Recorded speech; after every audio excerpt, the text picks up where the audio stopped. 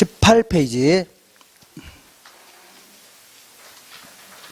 자, 부동산의 개념에 관한 설명으로 틀린 것은 복합 개념의 부동산이란 부동산을 법률적, 경제적, 기술적 측면 등이 복합된 개념으로 자, 다양한 각도에서 좀 개념을 정의해 보겠다는 얘기죠. 이걸요, 복합 개념의 부동산이다. 우리 민법상 부동산은요, 토지 및 뭘 얘기한다고요? 정착물을 말합니다. 세 번째 볼게요. 기술적 개념의 부동산은요, 생산 요소, 자산, 공간, 자연 등을 의미한다. 이게 틀렸네요. 자, 공간, 자연은 기술적 개념 맞습니다. 다만요, 생산 요소, 자산, 요거는 뭐예요? 경제적 개념입니다. 이게 틀렸네요. 자, 4번에 준부동산은요, 등기등록의 공시방법을 갖춤으로써 부동산에 준하여 취급되는 특정의 동산 등을 말한다는 얘기죠. 그러니까 얘네들은요, 어디 갔어요? 얘네들은 다른 법에 따라서 등기등록의 형식을 갖추고 있습니다. 물론 요것들은 이제 등록 대상이고 얘는 등기 대상인데, 얘가 등기 대상이냐 등록 대상이냐 안 물어봅니다. 등기 등록을 요하면서 부동산처럼 취급하는 것들 있죠. 이러한 특정의 동산 등을 말하는 겁니다. 자, 그 다음에 5번 볼게요. 토지와 건물이 각각 독립된 거래 객체이면서, 자, 원래 토지하고 건물은 별개 부동산이죠. 독립된, 법률상으로는요, 독립된 거래의 객체이면서 마치 우리 부동산 할 때는요, 하나의 결합된 상태로 다루어져 부동산 활동의 대상으로 인식할 때 이를 뭐라고요? 복합 부동산 해줍니다. 자, 오른쪽 보겠습니다. 10번 볼게요. 10번. 자, 다음은 부동산의 개념에 대한 설명이다. 적합하지 않은 것은 협의의 부동산이란 민법상의 부동산으로 토지와 뭘 얘기한다고요? 정착물을 말합니다. 맞고, 이제 토지 소유자는 법률의 범위 내에서 토지를 사용수익 처분할 수 있다. 이걸요, 토지 소유권을 구성하는 권능해집니다. 권능, 사용할 수 있는 권능, 수익을 얻을 수 있는 권능, 처분할 수 있는 권능 있죠? 그런 게 있으며, 소유권은요, 정당한 이익이 있는 범위 내에서 토지의 위아래로 미친다는 얘기죠. 맞는 표현입니다. 세 번째 볼게요. 협의의 부동산은, 자, 이렇게 협의 광의할 때는 이거는 법률적 개념이에요? 경제적 개념이에요? 법률적 개념입니다.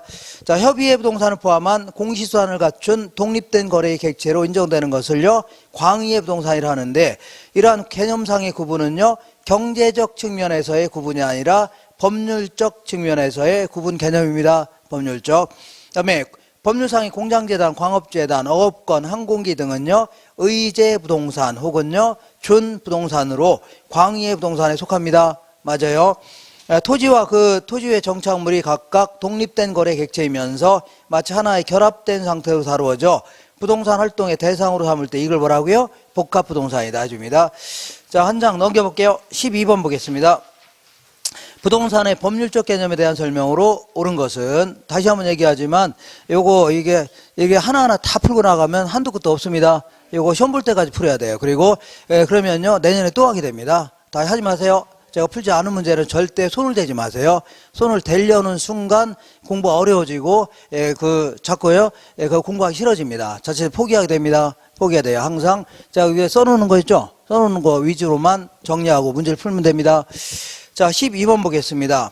부동산의 법률적 개념에 대한 설명으로 옳은 것은 공장재단, 광업재단, 어업권, 항공기 등은요, 의제 부동산으로 협의의 부동산에 속하는 게 아니라 광의의 부동산에 속합니다. 광의의. 그 다음에 정착물은요, 사회 경제적인 면에서 토지에 부착되어 일시적으로 이용된다고 인정을 하면 안 됩니다. 계속적으로 이용된다고 인정돼야 되죠. 아까 서커스 건물 같은 가건물 같은 경우는 일시적으로만 이용하는 거죠. 그래서 계속적이고 항구적으로 이용되고 있다고 인정돼야 됩니다. 3번의 준부동산의 개념은요, 실생활의 필요에 따라 구분하는 것으로 이거를 학문의 대상으로 삼을 필요가 없다가 아니라 지금 학문적으로 좀 공부하고 있는 거 아닙니까? 학문의 대상으로 삼고 있는 거죠. 이렇게 삼을 필요가 있다 해줘야 됩니다. 정착물은 독립된 부동산으로 간주되는 것과 토지의 일부로 간주되는 것으로 나눌 수 있다는 얘기죠. 그래서 이렇게 독립성 있는 거와 독립성 없는 걸로 나눌 수 있죠. 맞습니다. 그 다음에 자, 5번 볼게요. 법률적 개념의 부동산은요, 자산, 생산요소, 상품, 위치, 환경, 소유권 및 그 이외의 권리 등을 지칭한다. 어쩐지 다 틀렸고, 그 자산부터 환경까지 있죠? 요거는 법률적 개념이 아니죠. 기술적 아니면 경제적 개념 아닙니까? 그죠? 그렇게 해서 다 틀린 겁니다. 맞죠? 뭐 소유권 그 이외의 권리 이렇게 표현할 때는요, 법률적 개념 맞지만 다른 건 다 기술적 아니면 경제적 개념이죠. 이렇게 하셔야 돼요. 13번 보겠습니다. 부동산의 개념에 관한 설명 중 가장 적절하지 않는 것은 부동산은 등기함으로써 공시효과를 갖는 겁니다. 그리고 2번에 공장재단이라든가 광업재단은요, 부동산에 준하여 취급하고 있죠. 이런 것들도 부동산에 준해서 취급하는 거 아닙니까? 이렇게. 자, 세 번째 볼게요.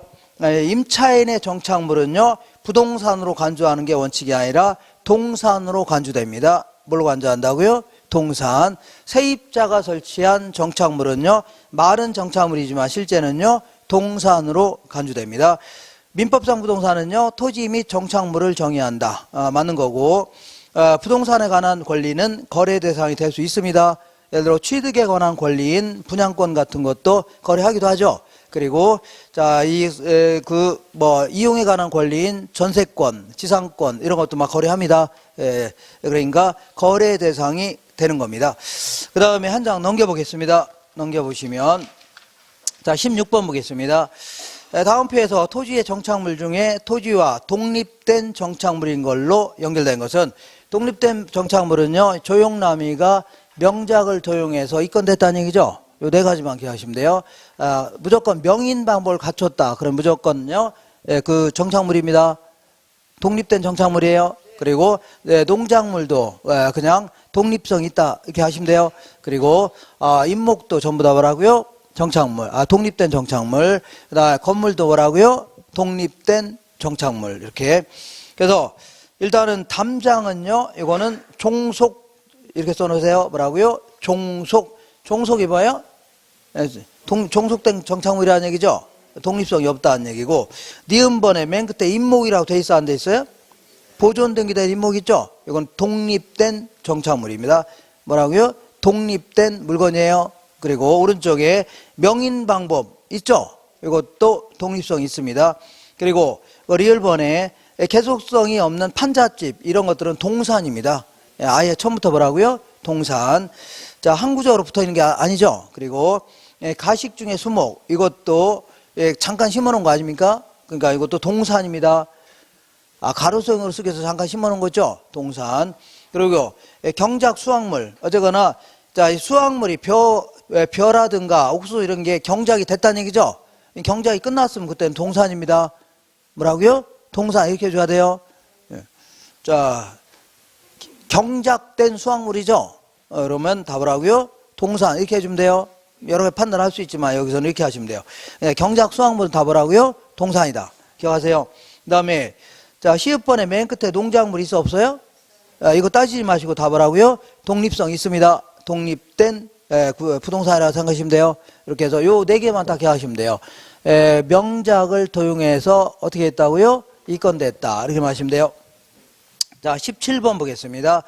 자, 부동산의 개념에 관한 설명을 옳은 것은, 자, 정답 2번으로 했는데 1번으로 바꿔놓으세요. 1번. 해설도 다 틀린 겁니다. 해설도 뭐 이상하게 해놨네요. 1번이 맞는 건데, 제거했을 때 건물의 기능 및 효용의 손실이 있어요? 없어요? 있죠. 기능상 손실이 있다는 얘기죠. 그때는 동산으로 취급되지 않으니까 뭘로 취급한다고요? 정착물로 취급한다는 얘기죠. 그죠? 그러니까 요거는 맞는 표현입니다. 맞아요. 1번 맞는 겁니다. 1번. 그 다음에 얘를 볼게요. 요거 잘 보세요. 얘는 이 수목은요. 이 수목은 정착물 맞아요? 안 맞아요? 맞다는 얘기는 부동산이라는 얘기죠.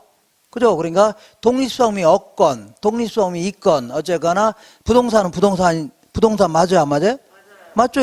그럼 중개활동이 대상이 되는 겁니다. 알겠죠? 토지 일부로서 중개활동이 될 수도 있고 토지하고는 별개로 중개활동이 될 수 있는 겁니다. 부동산 중개사가 하는 게 뭐라고요? 부동산을 중개하는 거죠. 그러니까 토지의 일부로 중개활동이 될 수도 있고 때로는요 토지하고는 별개로 중개활동이 될 수 있는 겁니다. 부동산을 중개하는 거니까. 알겠죠? 그러니까 2번 틀린 겁니다. 토지에 정착돼 있으나 매년 경작 노력을 요하지 않는 나무라든가 다년생 식물 등은요 부동산의 정착물로 간주되는데 되지만 부동산 중개 대상이 되는 게 아니라 중개의 대상이 됩니다. 된다 해줘야 돼요. 그래서 별도로 중개활동이 될 수도 있고 토지의 일부로서 중개활동 대상이 될 수 있는 거죠. 중개활동이 된다 해줘야 됩니다. 자, 그 다음에 3번 볼게요. 쌍방과의 관계가 매도자와 매수자일 경우에 물건의 그 주인이 불분명할 때에는, 그러니까 아무래도 정착물인지 아닌지가 분명하지 않다는 얘기죠. 그때는 아까 뭘로 판단하라고요? 정착물로 간주해야 됩니다. 불분명할 때는요, 일단 정착물로 간주돼요. 정착물이 간주된다는 얘기는 건물의 일부라는 얘기죠. 그렇기 때문에 상대방한테 넘어가는 겁니다. 매수자의 소유가 되는 겁니다. 매도자의 것이 아니라 누구 거라고요? 매수자의 것이 되는 거예요. 알겠나요? 그래서 요게 틀린 겁니다. 매도자 거가 아니라 매수자 거가 되는 겁니다. 그 다음에 4번에 수복, 돌담, 교량, 제방 등은 원칙적으로 토지하고는 별개로 취급하는 게 아니라 토지의 일부로 거래되는 정착물입니다. 별 말이 없으면 그냥 토지의 일부라고 했죠. 토지의 일부, 명인방 뭐 이런 얘기는 없죠. 그러니까 토지의 일부로 거래되는 정착물이죠. 토지에 종속된 정착물이라는 얘기입니다. 자, 그래서 이거 틀렸고, 임대인이 설치한 정착물은, 임대인은 집주인이죠. 그러니까 임대인이 설치한 정착물은요, 부동산 정착물로 취급되지 않는 게 아니라 취급됩니다. 정착물로 뭐라고요? 취급돼요. 그래서 자, 저기 누가 설치했다고요? 임대인이 설치한 정착물은요, 정착물 맞습니다. 그다음 18번 볼게요. 부동산 정착물과 관련된 다음 설명 중 틀린 것은, 자, 물리적 손상 없이 제거할 수 있다 하더라도 건물의 기능이라든가 효용이 감소된다면 해당 물건은 뭘로 취급한다고요? 정착물로 취급됩니다. 수도꼭지 생각하시면 돼요. 수도꼭지 같은 경우는 물리적 손상 없이 제거할 수 있죠. 그렇다 손치더라도 기능상 손상을 주는 거죠. 그러니까 뭐라고요? 정착물입니다. 이번에 쌍방의 관계가 임차인과 임대인일 경우에 진열대라든가 선반이 건물에 부착되어 있다고 하더라도 임대인이 설치했다면 정착물이고, 누가 설치했다고요? 임차인이 설치했다면 동산으로 간주합니다. 자, 물건의 성격이 주물과 종물과의 관계가 있을 때 주물이 정착물이면 종물도 뭐라고요? 정착물입니다. 주물. 자, 그러니까 주물과 종물은 배가 있다면 배에 딸려있는 노 같은 거 있죠? 이걸 종물이라는 겁니다. 알겠나요? 그리고 아니면요, 칼이 있다면 칼집 같은 거 있죠? 이런 게 종물입니다. 아니면요, 자물통이 있다면 자물통 열쇠 같은 거 있죠? 이거 다 뭐라고요? 이거를 정착물이 하는 겁니다. 알겠나요? 그러니까 자물통도 건물의 일부를 구성하는 겁니다. 건물을 구성하는 거죠? 그럼 자물쇠 이거 있죠? 이것도 건물이라는 얘기입니다. 이것도 엄격히 얘기하면 뭐라고요? 건물이에요. 그러니까 내가 자물쇠를 들고 다니죠? 그럼 건물을 들고 다닌다 생각하시면 돼요. 건물의 일부를. 뭐 말 같지 않나요? 맞는 겁니다. 건물을 내가 건물의 열쇠 이걸 이렇게 들고 다니잖아요. 건물의 일부를 들고 다니는 겁니다. 건물 구성부자를 딱 들고 다니는 거 아닙니까? 그죠? 맞죠? 이렇게. 자, 그 다음에, 자, 4번 볼게요. 어떠한 물건이 건물의 특정 위치라든가 용도에 맞도록 특별히 구축 호환되어 있다면, 예를 들어 교회 의자 세트 같은 거, 이런 것들은 뭘로 취급한다고요? 정착물로 취급됩니다. 그 다음에 임차자 정착물은 뭐 거래 정착물, 농업 정착물, 가사 정착물, 이런 것들은요, 정착물로 취급되어야 한대요. 동산으로 간주합니다. 물론 임차인이 설치한 정착물은 뭐라고요? 동산으로 간주합니다. 이렇게 하시면 돼요. 이렇게 해서 잘 정리하시면 돼요. 약간 처음에 헷갈려도 이렇게 몇 번 보시면 됩니다. 자, 이거 지울게요. 이렇게 다 지우겠습니다. 요거를 전부 다 지우는 시간을 더 갖겠습니다. 자, 이번에 이제 두 번째 테마.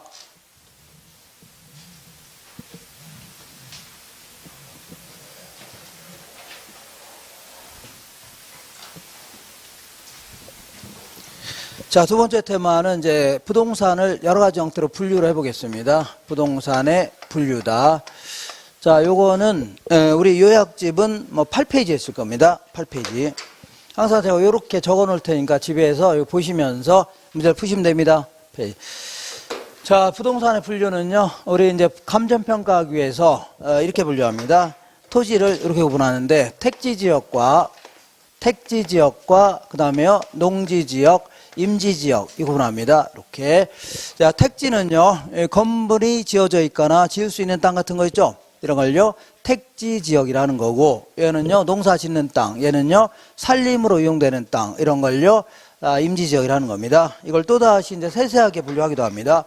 자, 택지 지역은요 이렇게 주거 지역, 상업 지역, 공업 지역 이렇게 구분합니다. 농지 지역은요 자 이렇게 삐딱삐딱하네요. 이렇게 용서가 안 됩니다. 이렇게 삐딱삐딱한 거 이렇게. 자, 요거는요 전지 지역, 답지 지역, 과수원 지역 이렇게 구분합니다. 그리고 요거는요 자 요거는요 재라는 게 재료입니다. 용은요 사용되는, 용재림 하면요 주로 가구용 목재 같이 자 재료용으로 사용되는 나무 있죠. 이런 걸로 주로 사용되는 나무들이 밀집되어 있는 이러한 지역을요 용재림 지역. 탄이라는 게 수탄자입니다. 이건 심으신 자. 주로 이제 땔감용 나무들이 심어져 있는 잡목들이 무성한 지역을요 신탄림 지역 해줍니다. 그러면 우리가 이제 일반적으로 토지를 갖고 있으면요 수익성이 높은 땅으로 이용하고 싶겠죠. 그러니까 산림보다는요 여기다가 농사 짓게 되면 매년 수익이 생기죠. 자꾸 농지를 좀 바꾸고 싶을 겁니다. 자, 농지에다가 농지가 만약에 건물을 지을 수 있는 땅이라면 임대하게 되면 매달 수익 들어오죠. 그러니까 자꾸 이걸 바꾸려고 할 겁니다. 그러니까 임지를 농지로, 농지를 택지로, 임지를 택지로 자꾸 바꾸려고 하겠죠. 물론 이제 거꾸로 되는 경우도 있을 수가 있는데, 어쨌거나 이런 식으로 이걸 지금부터 대분류했다 해줍니다. 이걸 어떻게 했다고요? 소분류했다 해줍니다. 세세하게. 이런 식으로 대분류 상호 간에 전환 중에 있는 땅, 이런 땅을요 후보지 이렇게 표현합니다.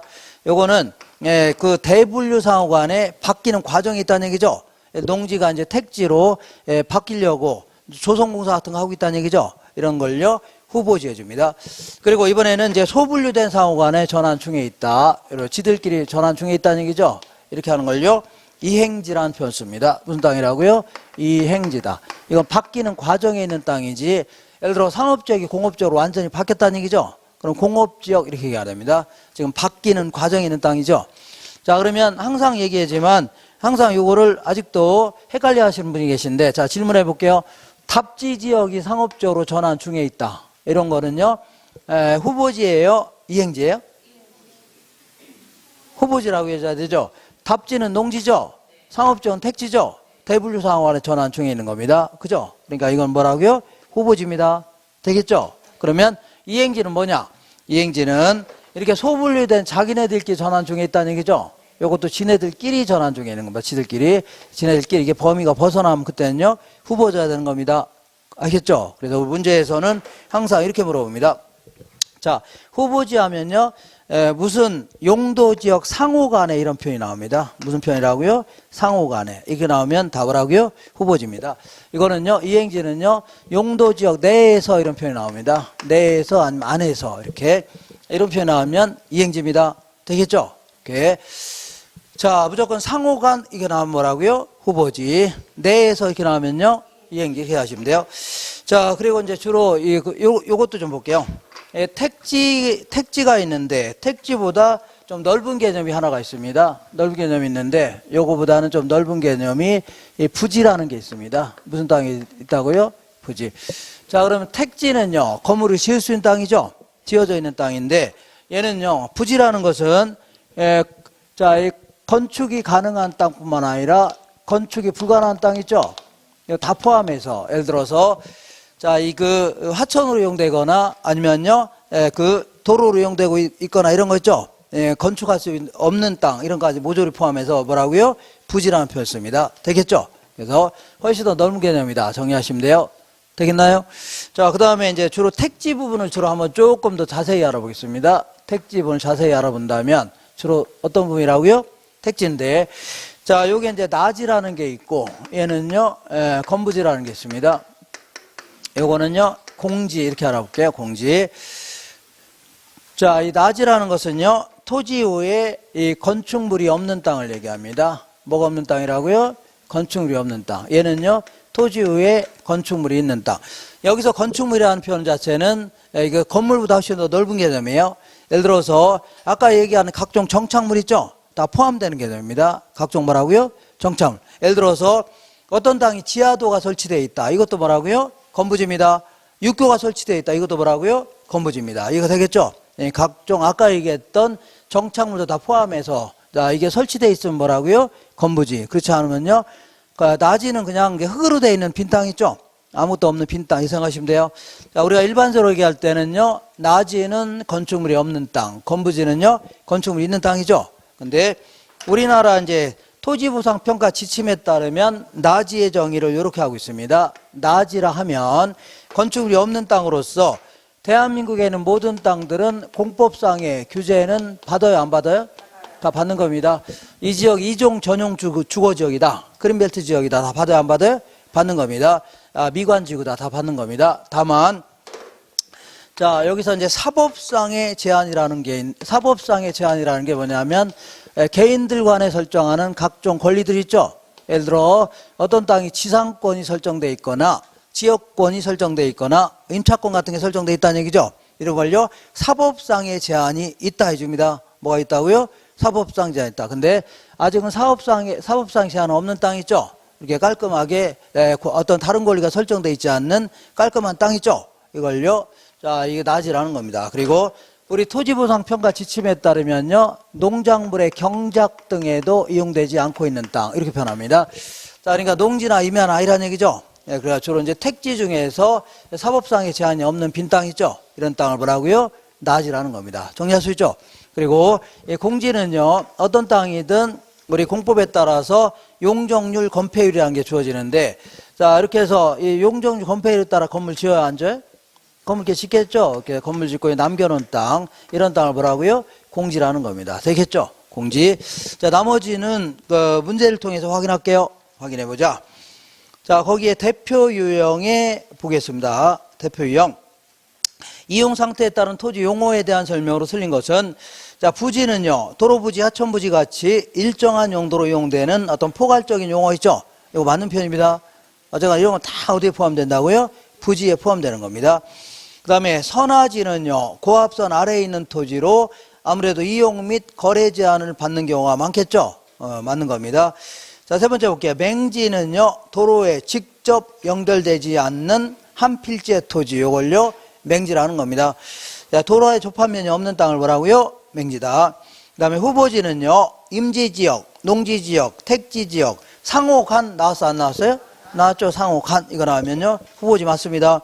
상호간에 다른 지역으로 전환되고 있는 지역의 토지 맞고, 자, 빈지는요, 물에 의한 침식에 의하여 수면 아래로 잠기거나 하천으로 변한 토지를 말하는데, 요거는요, 빈지가 아니라 포락지에 대한 설명입니다. 어떤 땅이라고요? 포락지. 자, 그러니까 우리 홍수가 나는 바람에 강둑을 뚫고서 논밭을 물로 잠식일 수 있죠. 이런 땅을 뭐라고요? 포락지라는 겁니다. 오른쪽 볼게요. 20번. 다음 중에 공간 정보의 구축 및 관리 등에 관한 법률상, 자, 지목에 해당되는 것은, 자, 우리나라에는 주된 용도에 따라 모든 땅을요, 28개의 지목으로 구분해서 관리하고 있습니다. 요때, 자, 여기서 나오는 그 지목은요, 4번에 대밖에 없습니다. 뭐 하기도 하고요?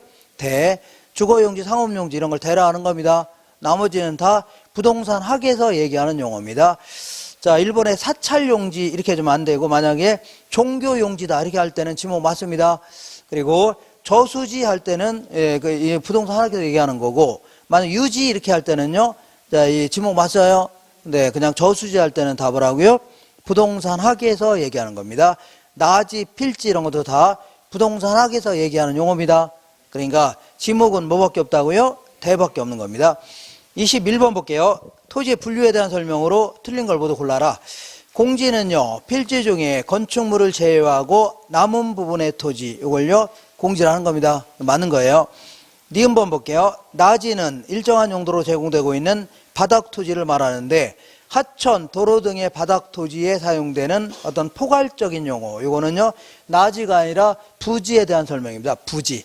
무슨 땅이라고요? 부지. 건축이 불가능한 땅까지 모조리 포함해서 부지 이렇게 표현합니다. 어떤 일정. 자, 그 다음에 디귿번 볼게요. 택지는요, 타인의 토지에 둘러싸여 도로에 직접 연결되어 있지 않는 한 필지의 토지. 요거는요, 맹지에 대한 설명입니다. 맹지. 예, 그래 틀렸고, 그 다음에 획지는요, 하나의 지번이 붙어 있는 토지의 등록 단위. 요거는 획지가 아니라 필지를 얘기합니다. 필지. 자, 다 틀렸고, 그 다음에 기억반 맞고 다 틀렸습니다. 미음번 볼게요. 후보지는요, 택지지역, 농지지역, 임지지역 상호간에 나와있죠. 상호간에 용도 변경 진행 중에 있다. 이거는 후보지 맞습니다. 그러니까 기역과 미음번만 맞고 다 틀린 겁니다. 정답은 4번 답해야 돼요. 4번. 할 수 있죠? 자, 한 장 넘겨보겠습니다. 23번. 가로 안에 들어갈 내용으로 옳은 것은 토지에 건물이라든가 그 밖에 정착물이 없고 지상권 등 토지 사용 수익을 제한하는 사법상의 권리가 설정되어 있지 아니하는 토지를 나지라고 하는 겁니다. 뭐라고요? 나지. 우리나라에서는 나지입니다. 그 다음에 주거, 상업, 공업용지 등의 용도로 이용되고 있거나 이용 목적으로 조성된 토지, 요걸요 택지라는 겁니다. 뭐라고요? 택지. 자, 그 다음에 주거용지, 상업용지, 공업용지를 뭐라고요? 택지. 그 다음에 세 번째 볼게요. 용도지역 상호간에 나왔어 안 나왔어요? 나왔죠. 이거는 후보지입니다. 용도지역 상호간에 다른 지역으로 전환되고 있는 지역의 토지를요 후보지 해줍니다. 도시 내에서 택지 중에서 집가 상승, 투기 등의 목적으로 장기간 방치해놓고 있는 땅을요 공한지 이렇게 표현합니다. 문사이라고요? 공한지. 그래서 정답은 3번입니다. 3번. 그 다음에 24번 볼게요. 다음은 토지에 관한 용어 설명이다. 틀린 것은 이행지란 부동산 용도적 지역인 택지, 농지, 임지지역 상호간에 이렇게 나와있죠. 이거는 후보지입니다. 이행지가 아니라 뭐라고요? 후보지. 자, 1번 틀렸고 2번 볼게요. 필지가 법률상의 단위 개념입니다. 소유권을 구분하기 위한 단위입니다. 뭐라고요? 네 거냐 내 거냐를 구분하기 위한 단위. 맞는 겁니다. 자, 여기에 반하여 획지는요 토지 이용을 상정하여 구획되는 경제적, 부동산학적인 단위 개념이죠. 그러니까 감정평가하기 위해서 경제적 가치가 비슷한 것들 있죠. 요거를 자 구분해 놓은 걸 뭐라고요? 획지라는 겁니다. 이거 맞는 겁니다. 한계지라는 표현은 여기저기서 나오는데 여기서 말한 한계지는요 토지이용의 택지이용의 맨 끝에 있는 땅 있죠. 요걸 한계지 이렇게 표현합니다. 한계지. 자, 그래서 맞는 편입니다. 4번에 소지는요 이런 식으로 택지 이런 걸로 이용되기 전에 자연상태 그대로의 땅 있죠. 이걸 소지 이렇게 얘기합니다. 소지는요 요 택지를 우리 건축법에서는 대지 이렇게 표현합니다. 우리 건축법에서는 뭐라고 한다고요? 대지라고 해요. 이렇게 이렇게 대지다 이렇게 얘기합니다. 똑같은 거예요. 건축법에서는요 대지. 자, 그래서 대지 등으로 개발되기 전에 자연상태 그대로의 토지, 이걸요 소지라는 겁니다. 되겠죠? 그 다음에 택지란 건축물이 있거나 또는 건축할 수 있는 토지 있죠? 이걸요 택지라 얘기합니다. 이런 걸로 건축할 수 있거나 건축물로 이용되는 예정인 땅 있죠? 다 뭐라고요? 택지라는 겁니다. 이렇게 뭐 틀린 표현 아닙니다. 1번이 틀린 거고 다른 거 다 맞는 겁니다. 맞아요. 한 장 넘겨보겠습니다. 넘겨보시면 27번. 다음에 용어 정의에 대한 설명 중 바르지에 설명된 것은 자 1번 볼게요. 1번 필지가 법률상의 단위 개념인데 맞는 거고 여기에 반하여 획지는요 토지 이용을 상정하여 구획되는 경제적 부동산학적인 단위 개념입니다. 1번 맞는 겁니다. 자, 그래서 정답이 3번으로 되어 있는데 1번도 맞는 겁니다. 1번도 맞아요. 그 다음에 2번 볼게요. 택지는 건축용지 외에 하천, 도로 등의 일정한 용도로 제공되고 있는 바닥 토지가 포함되는 포괄적 용어. 요거는 택지가 아니라 부지에 대한 설명입니다. 부지. 그래서 2번 틀렸고 3번 해볼게요. 필지는 획지보다 크기가 클 수도 있고 작을 수도 같을 수 있는 거죠. 이거 맞는 겁니다. 필지하고 획지는 전혀 별개 개념입니다. 전혀. 그러니까 이거 맞는 편입니다. 4번에 농지지역에서 택지지역으로 용도가 전환 중에 있다. 자, 농지지역에서 뭘로요? 택지지역으로 전환 중에 있다는 얘기죠. 이건 후보지입니다. 그래서 전환되고 있는 경우 이를요 택지 이행지가 아니라 택지 후보지 이렇게 해줘야 돼요. 택지 어떻다고요? 후보지다. 5번 해볼게요. 건부지라 하면 토지에 건물이라든가 기타 정착물이 없고 지상권 등 토지 사용 수익을 제한하는 사법상의 권리가 설정되어 있지 않는 땅, 이런 땅을요 건부지가 아니라 나지를 설명하는 겁니다. 나지. 되겠죠? 나지. 29번 이런 것들은 나중에 좀 제가 다시 한번 정리할 건데 주택의 유형에 대한 설명으로 옳은 것은 이건 이제 주택법 이런 데 나올 겁니다. 아니 건축법 나오는데 연립주택은 일종의 그 공동주택인데 주택으로 쓰는 한 개 동의 바닥 면적 합계가 660제곱미터 이하가 아니라 초과입니다. 초과. 그리고 층수가 4개층 이하의 주택, 이거를 연립주택이 줍니다. 1번 틀렸고 2번 볼게요. 다가구 주택은 단독주택인데 주택으로 쓰는 층수가 3개층 이하이며 한 개 동의 바닥 면적이 330제곱미터 이하가 아니라 660제곱미터 이하의 공동주택이죠. 공동주택도 틀렸네요. 이거는 다가구주택은요 단독주택입니다. 공동주택 지우시고 뭐라고요? 단독주택 해줘야 됩니다. 자, 660제곱미터 이하인 뭐라고요? 단독주택 이렇게 해줘야 돼요. 단독. 그 다음에 3번에 다세대주택은 공동주택 맞는데 다세대주택은 주택으로 쓰는 한 개 동의 바닥 면적 합계가 330제곱미터 이하가 아니라 660제곱미터 이하입니다. 그리고 층수가 5개층이 아니라 4개층 이하의 주택입니다. 어떤 식이라고요? 4개층. 그래서 다 틀렸고 4개층 이하입니다. 다중주택은 고시원 같은 거 생각하시면 돼요. 고시원 가보셨나요? 고시원 이렇게 들어가면 이게 3층에 있다면 여기 올라가서 층계에 올라가서 복도가 쫙 있습니다. 쫙 있죠? 있어 없어요? 안 가보셨나 보네요. 이렇게 딱 뭐 고시원 가면 이렇게 됐습니다. 이렇게 해서 자 이렇게 따닥따닥 거의 뭐 한 평 내지 한 평 반 정도 따닥따닥 해놨습니다. 이렇게 해서 이렇게 들어가면 한 평 너무 작네요. 이거보다 좀 크게. 그래서 여기다가 딱 들어가면 이게 침대가 하나 딱 있습니다. 뭐가 있다고요? 침대 딱 있고 앞에 화장대 같은 거 하나 있어갖고 여기다가 TV도 올려놓고 이렇게 해서 여기다 이렇게 이렇게 이런 데를 뭐라고요? 다중주택이집니다. 다중주택인데 자 얘네들은 이제 보통 일반적으로 여기 보면 뭐가 있냐면 여기 욕실이 있습니다. 뭐가 있다고요?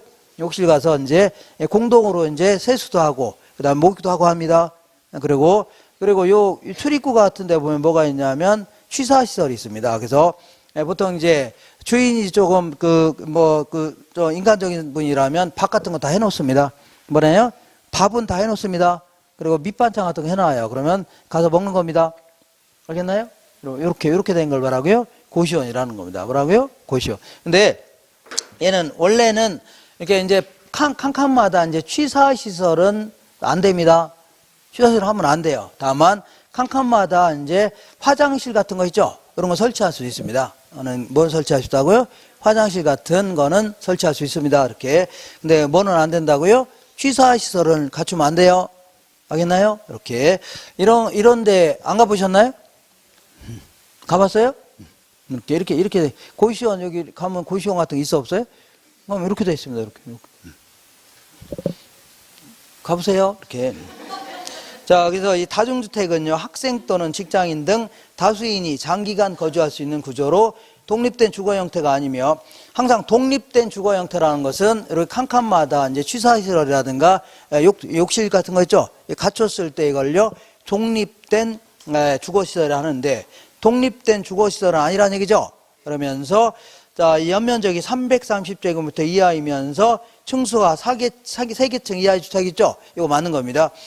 5번에 볼게요. 아파트는 주택으로 쓰는 한 개 동의 바닥 면적 합계가 330제곱미터 이상이고 주택으로 쓰는 층수가 5개층 이상인 주택이다.